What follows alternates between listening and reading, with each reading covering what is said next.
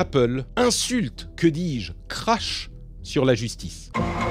La justice américaine a imposé à Apple d'autoriser les développeurs de son App Store, les développeurs qui ont des apps présentes sur l'App Store, iOS, à utiliser des moyens de paiement tiers. Le but est de permettre à ces développeurs de ne pas avoir à payer les 30% de commission qu'Apple impose de leur donner quand on utilise l'App Store. Donc, la justice a rendu sa décision. C'était notamment dans le cadre d'un combat de longue date avec Epic et d'autres acteurs qui se sont constitués en groupe pour essayer de faire tomber cette muraille de l'App Store d'Apple et du fait de ne pas pouvoir monétiser ses applications sans devoir verser les 30% de commission à Apple. La justice donne raison à ses développeurs. Donc Apple doit implémenter le moyen d'utiliser une solution de paiement tiers qui n'inclura pas les 30% payables à Apple. Ils ont ensuite présenté le fonctionnement de cette nouvelle implémentation, les règles de l'App Store. Et là, c'est un peu la douche froide. Parce que comme on pouvait s'en douter, évidemment, Apple se favorise dans cette histoire.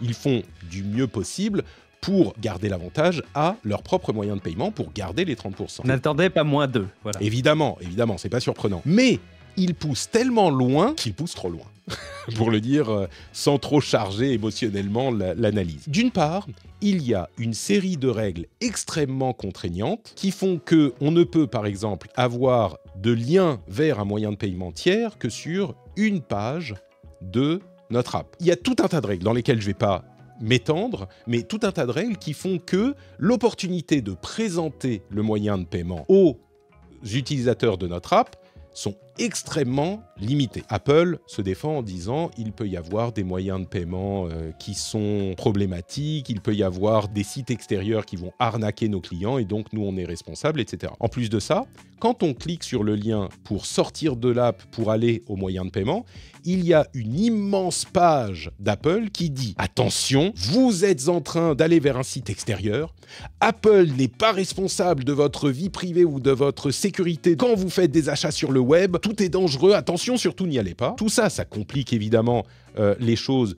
Mais je dirais, bon, à la limite, c'est de bonne guerre. Là où le bas blesse vraiment, c'est dans la condition suivante, le retour de la commission. Si un développeur reçoit un achat à partir d'un lien qui a été cliqué depuis une app de l'App Store, en gros, si on utilise le lien extérieur, Apple exige le paiement d'une commission de 27% sur la somme dépensée dans les 7 jours après le fait d'avoir cliqué sur un lien depuis l'app. 27% au lieu de 30%. Sachant que les frais de moyens de paiement qui vont vous être facturés par une entité, que ce soit la société de carte bleue, la société de moyens de paiement, Stripe, etc., il y en a plein. Généralement, c'est entre 1, 2, 3, 4, 5%. Si on ajoute ça à la commission d'Apple, on va très vite se retrouver au minimum aux 30% d'Apple et au maximum peut-être même à payer plus que les 30% de commission de l'App Store. Il est évident que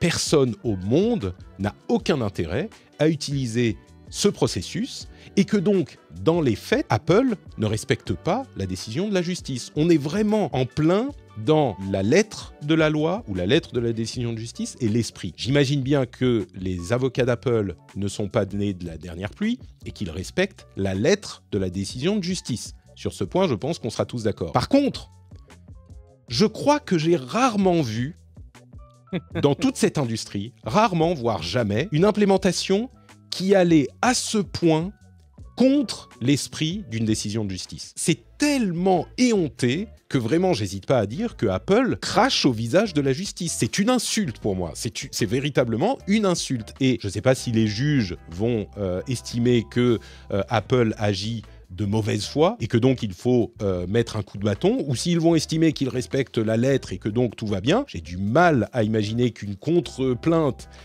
des développeurs et des groupes de développeurs ne trouve pas écho auprès de la justice. Mais vraiment, que Apple aille aussi loin me paraît surprenant parce que je comprends qu'ils protègent leur business, mais à un moment, il faut admettre qu'on a été battu et se faire tellement mal voir, tellement d'ennemis en implémentant les choses de cette manière, j'ai l'impression que la déperdition d'image d'Apple est tellement problématique que ça compense presque le fait de protéger leurs revenus de cette manière. Je sais pas si ça va changer grand-chose en fait, parce que c'est pas comme s'ils étaient dans un terrain hyper favorable par rapport à toute une partie de l'industrie qui justement se bat contre leurs pratiques clairement abusives. Donc j'ai l'impression que ça va encore plus convaincre ceux qui sont remontés et que ceux qui défendent la plus-value d'Apple d'offrir un environnement, offrir avec des guillemets, un environnement extrêmement sécurisé et sur lequel un contrôle exacerbé, voyez mes guillemets, hein, est appliqué, bah, du coup ils vont être aussi très très convaincus. Ça va plus loin que le centime facturé par Amazon pour dire que la livraison de livres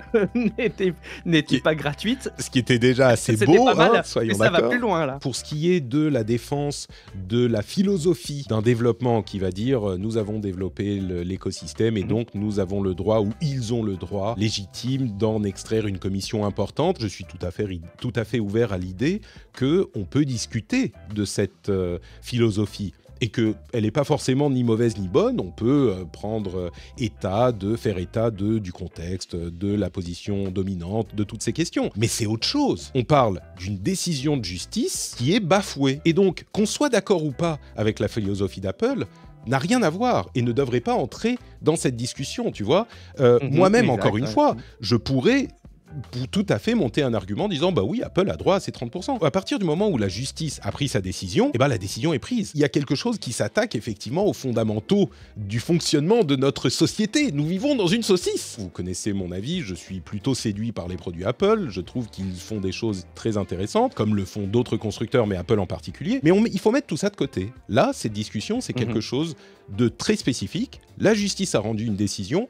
Apple la bafoue. Je me demande si ça soulève pas aussi le problème de ce qu'on désigne comme étant les dark patterns derrière. Tu décrivais le comportement qui est forcé pour les développeurs, qui amène à avoir juste un lien depuis une page, et puis alors on va avoir en bien gros un message d'avertissement qui nous dit qu'en gros on risque de se faire plumer si on paye ailleurs que chez Apple. En gros, ces comportements et ces pratiques qui sont désignés comme des dark patterns, c'est aussi compliqué parce que c'est quelque chose qui est très peu réglementé, mais très peu réglementable, parce que justement, il y a trop de mise en application en respectant les petites phrases des lettres et des lois et arriver à jongler avec ces sujets-là. Je pense que c'est le prochain sujet qui va être soulevé pour ces entreprises, c'est que c'est la mise en pratique de ces dark patterns qui conditionnent la mise en application de l'esprit des lois, quoi. D'autant plus que je pense que l'une des raisons pour lesquelles Apple a choisi d'y aller aussi fort, c'est que ces lois sont en train d'être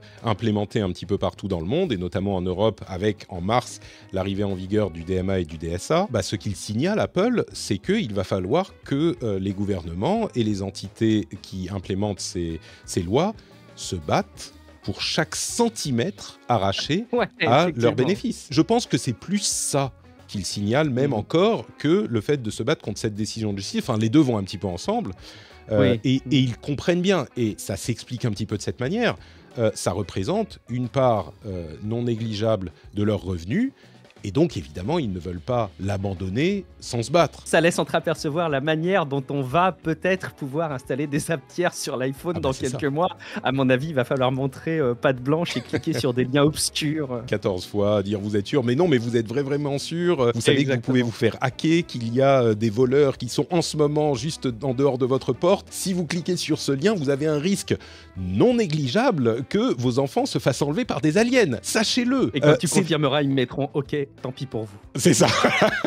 C'est d'autant plus important que Apple a renversé pour la première fois depuis le début de son entrée dans le marché des mobiles, Samsung dans le top des téléphones les plus vendus. On se souvient que Steve Jobs, quand il a présenté l'iPhone premier du nom, il avait dit si on prend 1 ou 2% du marché des smartphones, ça sera super. Le fait qu'ils vendent plus de téléphones que Samsung, jamais j'aurais pensé que ça n'arriverait. Et là, l'année dernière, je dis cette année, mais c'est en 2023, c'est arrivé.